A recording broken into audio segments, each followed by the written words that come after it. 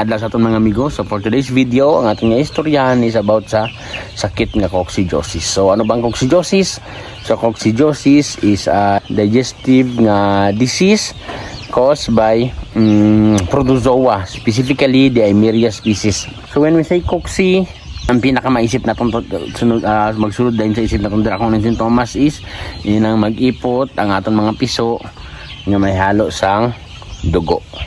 But today, mayroon ako ihatag sa inyo nga tip how to detect cocci sa aton nga mga manok sa early stage pa lang, no? Nga hindi pa mag-abot sa punto nga mag-ipot na sang dugo aton mga piso. So unang-una, pag may ara ka mo sa mga piso nga inang luya paglamig ang panahon, especially pag aga, no? Sa aga makita nyo mga piso nga na daw ginalamig na sila, daw ginatugnaw, hindi nang ilatil sila aganipis. And isa sa maobserbahan gyapon naton is inang galapsi ang ila itsura. But take note ha, pag bugnaw ang panahon, pero pag mag-init gani ang panahon, makita nyo ng mga piso nga na bigla magpagsik. So that is the early sign nga ma-detect natin nga may posibilidad nga nasudlan na sila sang cocci. Pag palapitan natin ng mga piso nga na bigla sila magpagsik. Okay? So amo nang pinaka early. So dapat pag may amo na nga mag-obserbahan sa aton mga piso, buhaton sina, dapat maghatag ta sang prevention or treatment against sa cocci.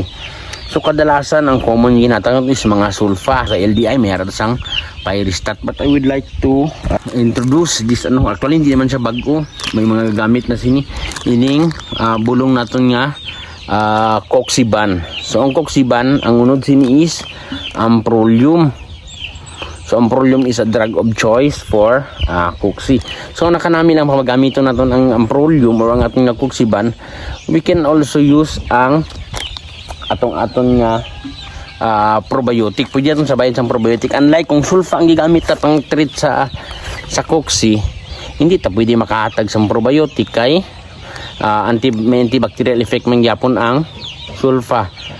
So pwede ihalo natin sa tubig ang cocciban, and then sa feeds ihalo natin tong aton nga probiotic, tong aton nga bioactive.